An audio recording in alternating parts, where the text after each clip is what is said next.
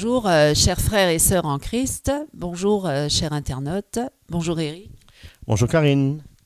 Alors, nous sommes à nouveau réunis, bien sûr, autour de la parole de Dieu. Et aujourd'hui, le thème central, bien sûr, c'est pourquoi dénoncer les hérésies, les fausses doctrines et pourquoi parfois même donner certains noms. Alors, bien sûr que dénoncer les hérésies et les fausses doctrines doivent être le devoir absolu de tout enfant de Dieu, obéissant aux Saintes Écritures. Voilà, parce que c'est totalement biblique. Parce qu'évidemment, il y a toujours des gens qui disent il ne faut pas dénoncer, etc. Surtout pas nommer des noms. Et pourtant, je vais vous prouver par la parole, tout ce qui est écrit dans la parole, que dénoncer les fausses doctrines et les hérésies, c'est totalement biblique. Et parfois même donner des noms. Oui, exposer les fausses doctrines et les hérésies au sein du corps de Christ est un ordre divin, mes amis. Alors en vérité, même le Seigneur Jésus a consacré tout un chapitre de la Bible, qui est celui de Matthieu chapitre 23. Tu veux bien prendre, Eric ? Pour dénoncer et exposer les hérésies et les mauvais agissements, voire l'hypocrisie des scribes et des pharisiens, qui eux aussi étaient les leaders du peuple en leur temps. Alors lisons ensemble. Tu veux bien lire Matthieu chapitre 23, en tout cas déjà le début. Vas-y. Voilà. Merci.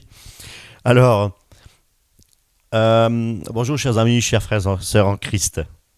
Voilà, je vais vous faire donc la lecture de Matthieu chapitre 23, à partir du verset 1, où il est dit « Alors Jésus... » Tu m'arrêteras quand tu... Ouais. « Alors Jésus parla aux foules et à ses disciples, disant « Les scribes et les pharisiens se sont assis dans la chaire de Moïse. Toutes les choses donc qu'ils vous diront, faites-les et observez-les. Mais ne faites pas selon leurs œuvres, car ils disent et ne font pas. Mais ils lient des fardeaux pesants et difficiles à porter, et les mettent sur les épaules des hommes, mais eux, ils ne veulent pas les remuer de leurs doigts. Et ils font toutes leurs œuvres pour être vus des hommes, car ils élargissent leurs phylactères et donnent plus de largeur aux franges de leurs vêtements, et ils aiment la première place dans les repas et les premiers sièges dans les synagogues, et des salutations sur les places publiques, et à être appelés parmi les hommes Rabbi, Rabbi. Mais vous, ne soyez pas appelés Rabbi, car un seul est votre conducteur, le Christ. Et vous, vous êtes tous frères. Et n'appelez personne sur la terre votre Père, car un seul est votre Père, un seul, celui qui est dans les cieux. Ne soyez pas non plus appelés conducteurs, car un seul est votre conducteur, le Christ. Mais le plus grand de vous sera votre serviteur.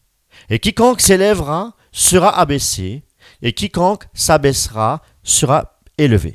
Voilà. Gloire à Dieu.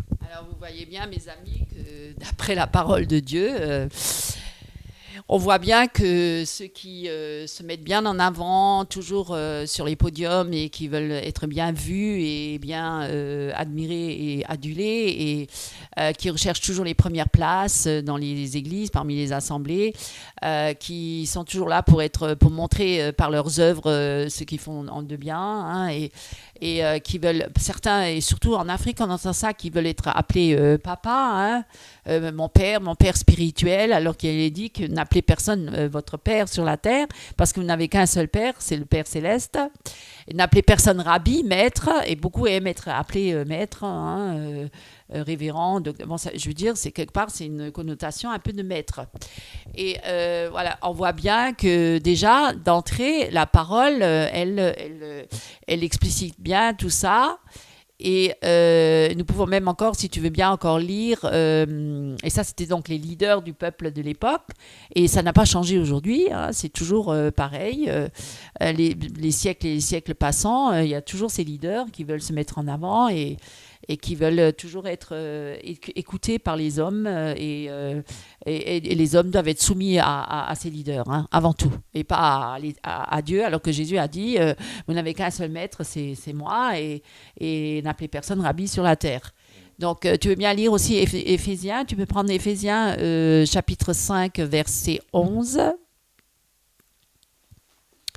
où il est dit évidemment qu'on ne doit point prendre part aux œuvres infructueuses des ténèbres, mais plutôt condamner-les.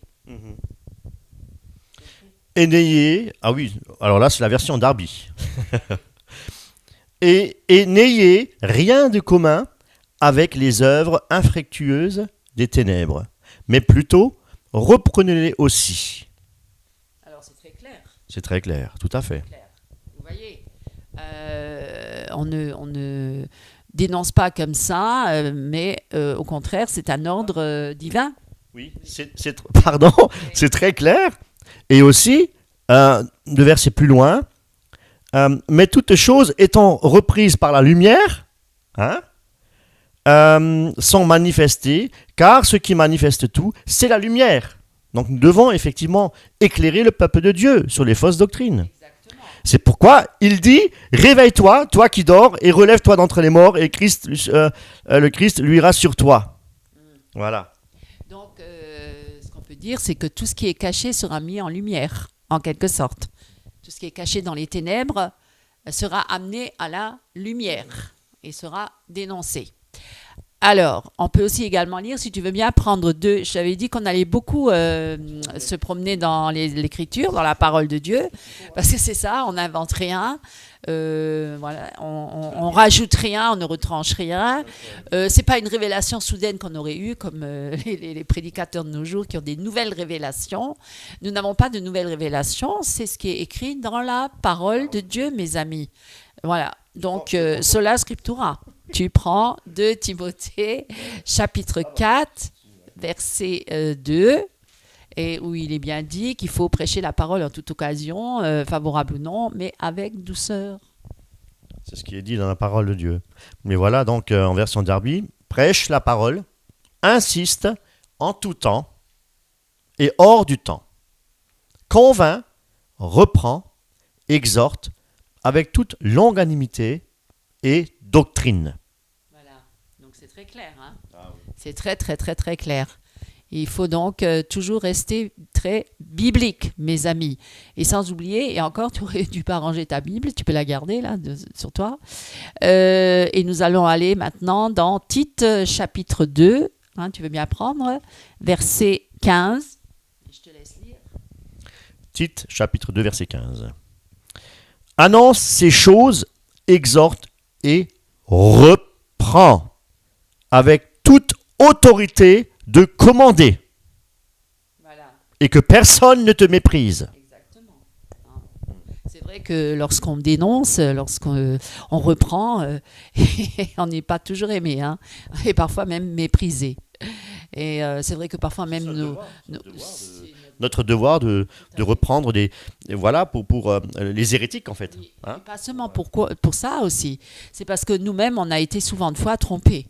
Et si aujourd'hui on fait toutes ces vidéos, c'est aussi un peu une forme de délivrance, hein, parce que ça nous a fait perdre énormément d'énergie, beaucoup d'années dans des choses de vanité et qui n'étaient pas en rapport avec vraiment la parole, et où on s'est beaucoup égaré et on a été nous-mêmes séduits et on a été blessés aussi, et donc quelque part c'est aussi pour nous-mêmes, mais c'est aussi pour nos amis, nos frères et sœurs qui eux aussi peut-être sont dans ces mouvements-là, parce qu'on va en parler plus longuement après. Ça, je fais juste une introduction là pour l'instant, mais après on va aller plus rentrer dans les détails et justement plus en profondeur pour exposer toutes ces de fausses doctrines, ces hérésies et ces mouvements actuels, hein, comme la nouvelle réforme apostolique et tout ce qui se gravite autour, hein, toutes les différentes pensées qui gravitent autour, voilà, tous les différents enseignements, les faux enseignements, les faux prophètes, les faux enseignants, les faux docteurs. On va dénoncer, mes amis, non pas parce qu'on veut faire du mal autour de nous en montrant du doigt celui-là, alors que comme certains nous disent, enlève d'abord la poutre de ton œil avant d'enlever le fétu de l'œil de ton frère. Oui, ça, on vient souvent avec des arguments comme ça, ou ne jugez point parce que vous serez jugés. Mais non, il n'y a pas de jugement là-dedans. C'est juste, faute de connaissance, mon peuple périt. C'est Osée 4:6. Et donc, il faut ouvrir ses propres yeux. Dieu veut nous éclairer, Dieu veut nous parler. Et en même temps, on est là pour nous exhorter, nous encourager et mutuellement nous être prévenants pour son prochain aussi, et d'ouvrir les yeux pour aussi aider notre prochain aussi à ouvrir les siens et voir que parfois il s'est trompé de chemin et qu'il vaut mieux, avant qu'il ne soit trop tard, revenir à Christ pleinement, hein. Voilà, c'est par amour. C'est vraiment par amour qu'on le fait, par amour que le Seigneur appelle ses enfants à revenir à lui pleinement. Et ne pas suivre les hommes qui séduisent et qui sont eux-mêmes séduits, hein, qui sont trompés et qui trompent eux-mêmes, qui trompent et qui sont trompés eux-mêmes. Hein, les aveugles qui conduisent des aveugles. Tout à fait. Et merci Seigneur, parce que je suis vraiment dans la joie, parce que effectivement le Seigneur t'a mis ça à cœur, hein, non pas dans le but, effectivement, comme tu l'as si bien dit, de dénoncer dans le sens de critiquer, une critique négative, hein, mais c'est plutôt, on va dire, un aspect positif. Hein. C'est pour que de nombreuses âmes prennent conscience, hein, qu'ils sont actuellement, comment dire, dans les mouvements où les hérésies sont présentes, et puis que le Seigneur, ce qu'il veut, c'est sauver un maximum de personnes. Voilà, donc, et là, vraiment, merci Seigneur. Merci Seigneur. Voilà. Alors, on va essayer de ne pas trop se couper la parole, hein, comme voilà, pour les personnes malveillantes qui auraient tendance à un peu critiquer nos vidéos. Que Dieu vous bénisse, même pour ceux qui nous ont parfois des critiques désobligeantes. C'est un peu dommage parce que le but, c'est pas de nous montrer, le but, c'est pas de nous mettre en avant, le but, c'est pas de nous exposer nous, mais c'est vraiment de faire passer un message. Faire passer le message, tout à fait. Et puis, surtout, revenir à l'écriture, à la parole de Dieu, pleinement. Hein, revenir vraiment comme les chrétiens des premiers siècles. Hein, revenir à l'écriture avant tout. Parce qu'il y a tellement d'égarements et tellement de gens sont égarés et trompés et séduits. Et certains n'arrivent même plus à revenir à Christ et parfois même s'égarent si loin que parfois certains retournent même dans le monde. Et c'est ça qui est dommage. Et se perdent définitivement. Hein, parce qu'ils sont tellement blessés et tellement tristes qu'après ils n'ont même plus envie d'ouvrir la parole ou même de revenir pleinement dans une assemblée parce qu'ils sont tellement meurtris et blessés. Et c'est pour ça qu'on fait aussi cette vidéo, c'est pour encourager tous ces blessés, ces chrétiens blessés qui ont été tellement malmenés et tellement trompés et voilà qui manipulés, c'est de la manipulation mentale bien sûr, manipulés et qui ont été complètement déplumés, hein, et parfois financièrement, moralement, spirituellement, psychologiquement, à tous les niveaux. Et voilà, donc j'encourage vraiment tous ces chrétiens-là de revenir pleinement à Christ parce que Christ n'est jamais venu pour tromper les hommes, au contraire, il est venu pour les sauver et les délivrer des pièges du diable. Il est venu pour dénoncer. Il est venu pour démasquer les stratégies et les stratagèmes de Satan, hein, qui tient captifs ces hommes-là et ces femmes. Et on veut même prier pour ces faux prophètes et ces faux pasteurs. Justement, s'ils peuvent encore revenir à Christ et se repentir eux-mêmes qui sont trompés et qui sont aveuglés parfois, certains savent qu'ils sont dans une fausse doctrine. Parce que c'est par amour pour le gain, par amour pour l'argent. Avant tout. Mais d'autres ne le savent même pas. Ils sont tellement persuadés de ce qu'ils disent qu'ils ne réalisent même pas qu'ils sont dans une erreur, une fausse doctrine, une hérésie. Et pour cela, alors, il y a peut-être une chance de salut encore pour revenir pleinement à Christ, comme certains qui ont dit « je me suis trompé hein, » et qui ressortent de là grandis, bien sûr, et surtout plus avertis, hein, un peuple plus averti.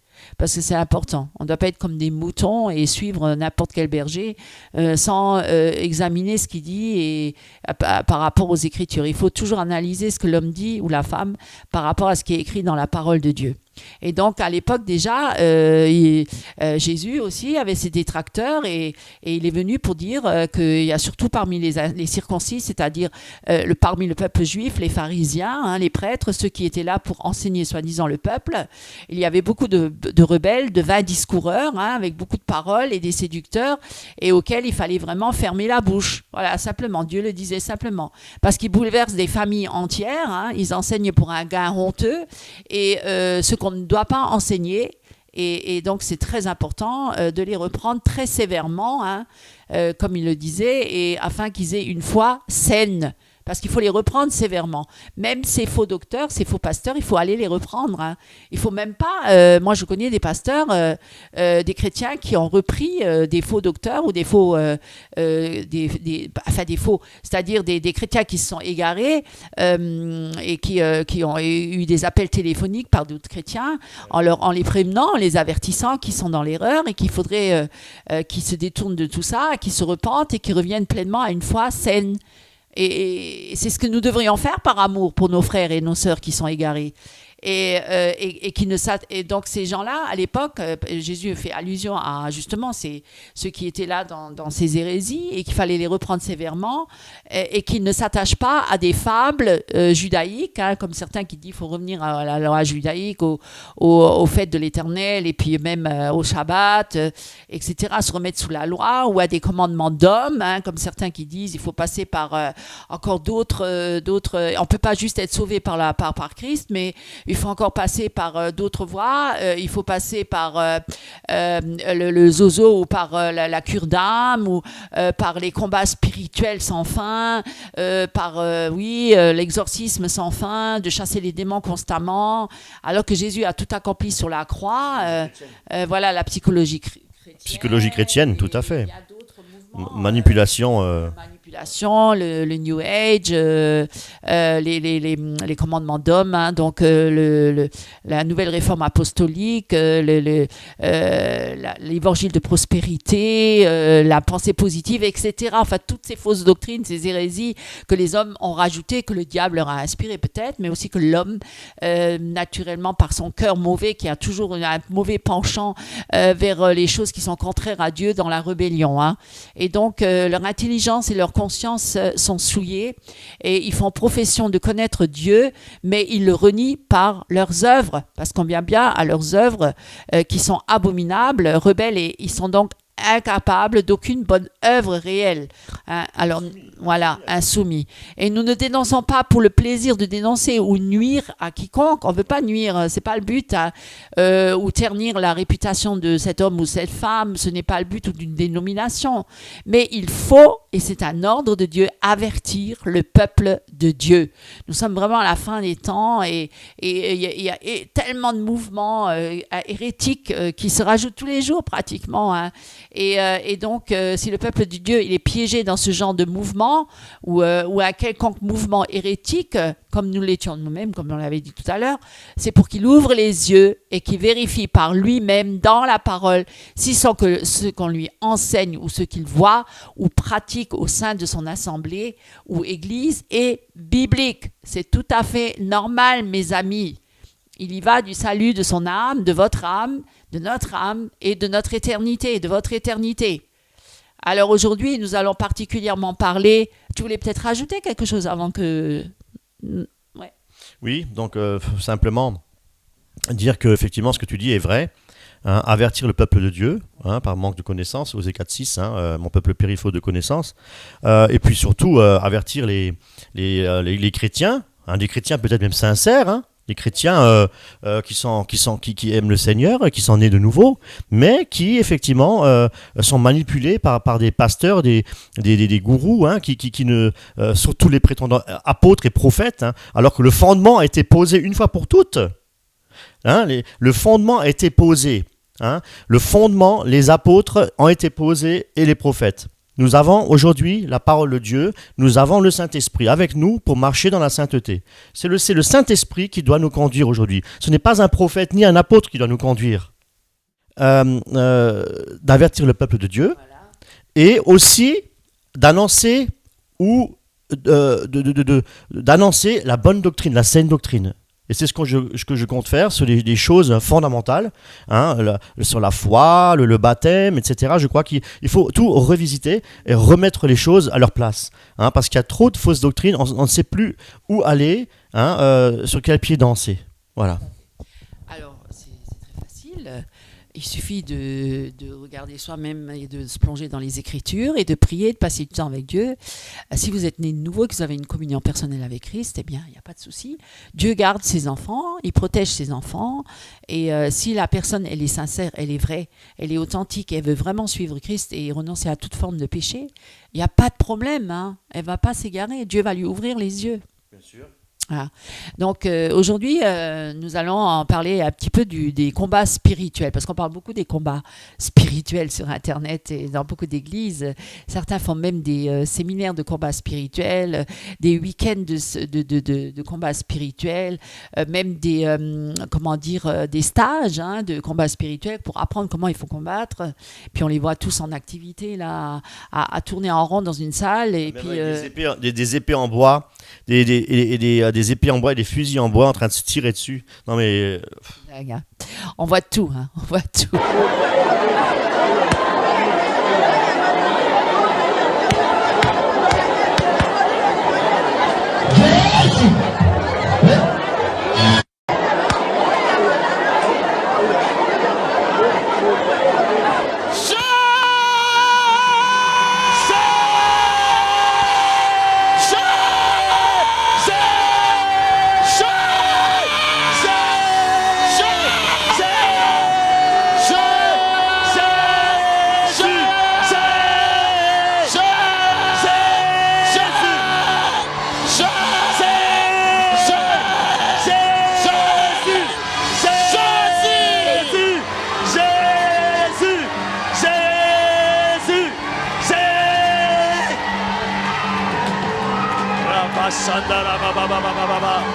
Jésus!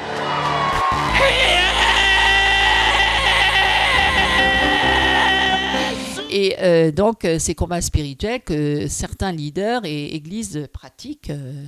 Et alors, vérifions dans les Saintes Écritures, hein, encore une fois, examinons dans la parole de Dieu, comme les Béréens, si ces pratiques sont bibliques ou non. Mes amis, exerçons notre discernement. Vous avez le droit et le devoir de le faire. Et donc là, dans cette vidéo particulière-là, nous allons parler de que sont les esprits territoriaux. Est-ce que tu as déjà entendu parler d'esprits territoriaux? Oui, il faut les lier. Il faut les lier lorsque nous voulons effectivement conquérir un terrain, un village ou une ville. Il faut les lier.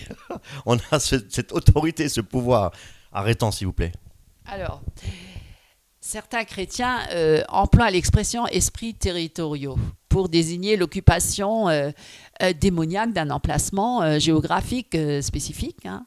Alors, ironiquement, c'est aussi un terme employé par les païens pour décrire une présence surnaturelle censée résister à un emplacement géographique. J'avais dit qu'on allait vraiment se promener dans les Écritures et merci parce qu'Éric est là pour s'occuper, soutenir et on va pas se couper la parole, hein, on va être gentiment discipliné pour chacun dire ce qu'il a à dire. Alors nous allons regarder un passage dans Jean, chapitre 12, verset 31. Voilà. Est-ce que tu peux lire, s'il te plaît? Maintenant est le jugement de ce monde. Maintenant, le chef de ce monde sera jeté dehors. Voilà. Alors oui, effectivement, le chef de ce monde, c'est qui? Satan. Effectivement, il domine sur la terre, c'est vrai. On peut le dire ainsi. Alors, tu peux aussi prendre Jean, chapitre 14, verset 30. On va aller un petit peu dans Jean, hein, qui en parle. 14. Oui, 14, verset 30. Ouais. Vas-y. Je ne parlerai plus beaucoup avec vous, car le chef du monde vient et il n'a rien en moi. Voilà, effectivement, là encore, le chef du monde, c'est Satan. Voilà, et tout sa cohorte de démons, évidemment. Donc c'est vrai que quelque part, dans le monde, il y a des démons, il y a Satan, effectivement. Alors, on peut aussi prendre Jean, chapitre 16, verset 11.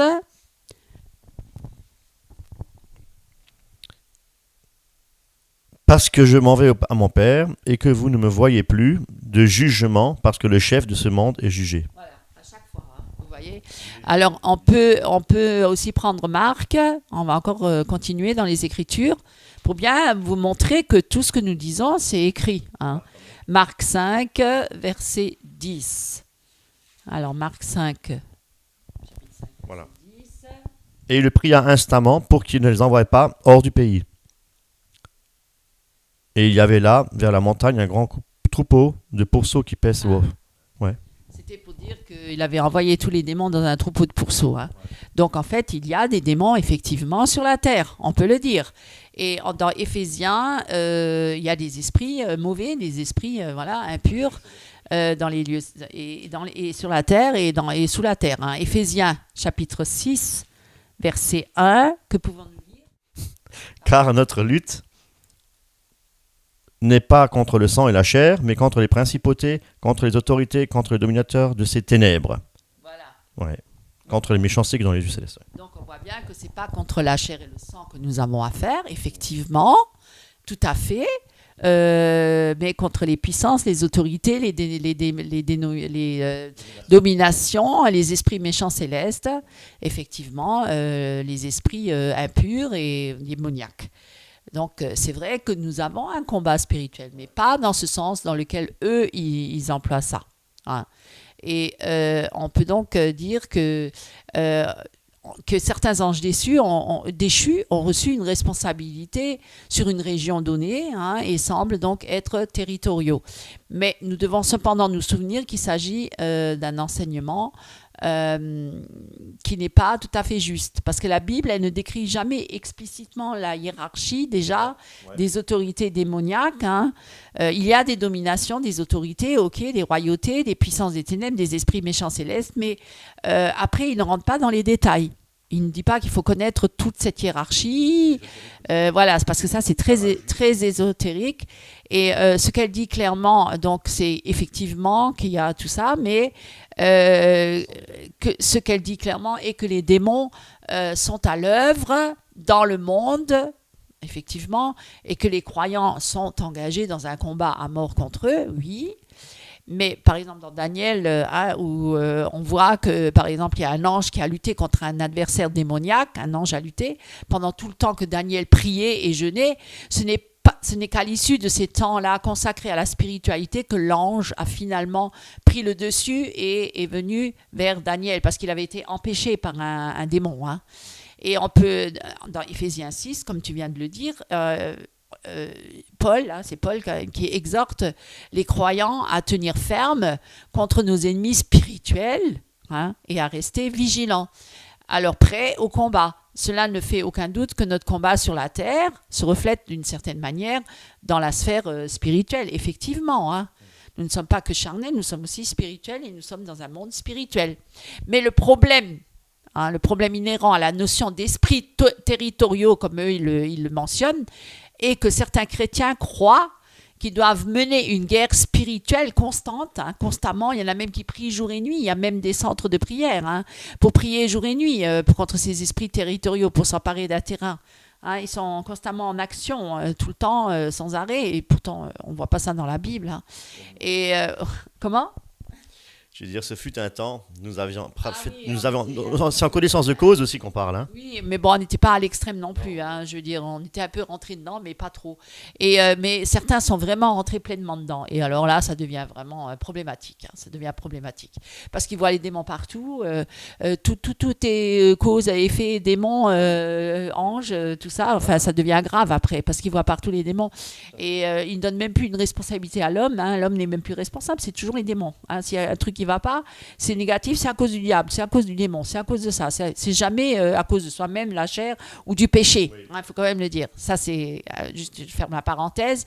Et donc certains croient vraiment mener une guerre spirituelle constante contre eux-mêmes, et ce qui est ce n'est pas cependant justifiable bibliquement. Hein. Personne dans la Bible n'a jamais recherché, c'est ça qu'il faut dire, activement un démon pour le combattre. Hein. Il y en a qui vont les chercher, les démons. Hein. Et ils vont exprès aller... Ouais, Oui, simplement. En fait, oui, effectivement, très courtement, ces gens-là, effectivement, sont tout le temps à la recherche des choses spirituelles, mais négatives, dans le sens où ils ont tout le temps, ils entretiennent, en fait, quelque part, une communion avec les démons.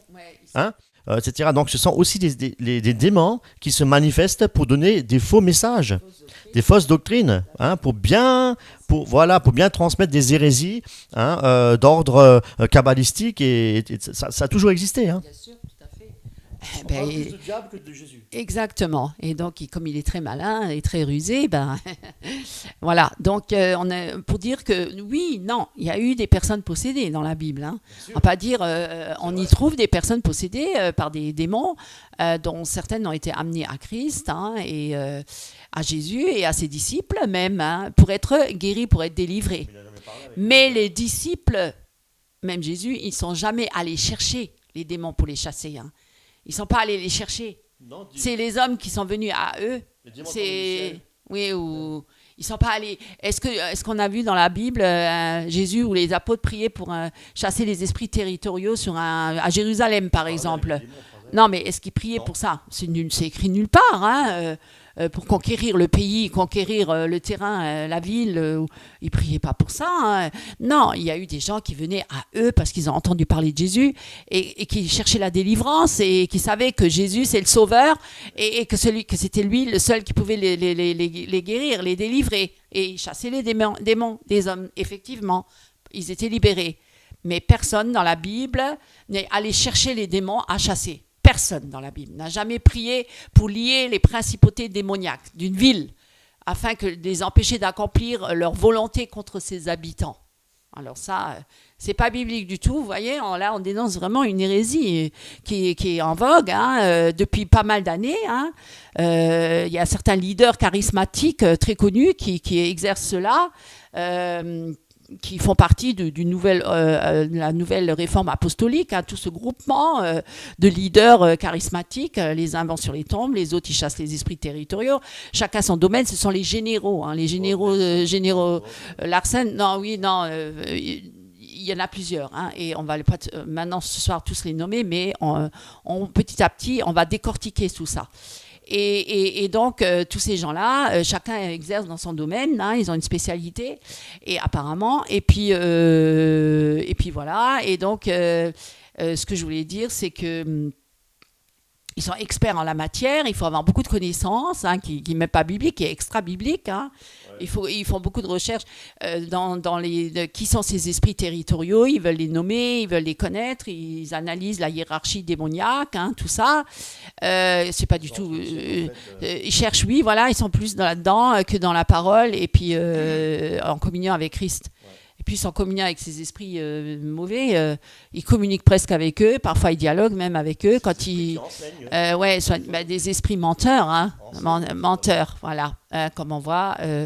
Donc, tous ces hommes et ces femmes qui exercent soi-disant, ce ministère de délivrance et de guérison et de chasser les esprits territoriaux pour s'emparer de la terre, évidemment, parce que le but, c'est le Kingdom Now, c'est régner maintenant sur la terre. Donc, pour s'emparer de la terre, de tous les villes et les villages, pour qu'il y ait un grand réveil spirituel, pour enfin, après, pouvoir permettre à Jésus de revenir sur la terre, de venir descendre sur la terre. Enfin, tout ça, c'est incroyable. C'est un conte de fées, hein, c'est presque... voilà, c'est presque surréaliste. C'est de la science-fiction, ça. Oui. C'est tout sauf scripturaire, mes amis. Exactement. Donc, la territorialité, et il ne parle même pas d'un esprit, mais de territoriaux, hein, des esprits territoriaux très puissants. Et tout ça n'a aucun fondement biblique, hein, pour s'engager dans une guerre spirituelle, pour prier contre ces démons. C'est pas du tout biblique. Alors, il doit surtout plutôt prendre conscience, le chrétien, individuellement, parce que ce n'est pas en groupe, en communauté, mais individuellement, du combat spirituel dans lequel il est engagé, lui, personnellement, par rapport au péché, et prendre ça au sérieux. Par exemple, tu peux prendre 1 Pierre, chapitre 5, verset 8, et là, on voit bien, dans cet enseignement-là, que nos vies doivent être axées sur la prière et sur la croissance dans la foi. Si nous devions être amenés à rencontrer un démon, vas-y, tu peux lire. Oui. Soyez sobres, veillez. Votre adversaire, le diable, rôde comme un lion rugissant autour de vous, cherchant qui il pourra dévorer. Résistez-lui, étant ferme dans la foi. Voilà, il n'y a pas marqué effectivement que nous devons chasser les esprits territoriaux et... Oui, en fait, ça c'est pour irresponsabiliser l'homme individuellement, puisque là c'est plutôt un groupe, c'est plutôt une communauté, c'est plutôt un ensemble, parce qu'un pays, alors que là c'est plutôt axé sur nos vies personnelles. Parce que l'homme, il est un pécheur à la base, et donc, ce que là, l'exhortation dans Pierre, c'est il doit être axé sur la prière et sur la croissance dans la foi. Amen. Dans la foi. Oui. Et nous devrions être amenés dans la connaissance de la parole de Jésus. Et nous devrions être amenés à rencontrer, et si nous étions amenés à rencontrer un démon, oui, je te laisse la parole après, nous aurions certainement l'autorité donnée par Christ pour lui faire face. Voilà. Oui. Si on était amené à rencontrer quelqu'un qui est possédé ou à rencontrer un démon, il nous donnerait l'autorité à ce moment-là, par Christ, qui est donnée par Christ. Pas nous, on n'a pas l'autorité, nous on n'a rien, aucun pouvoir, mais par Christ, pour lui faire face. Mais nous ne devons pas les rechercher, qu'ils soient territoriaux ou autres. On ne doit jamais rechercher les démons.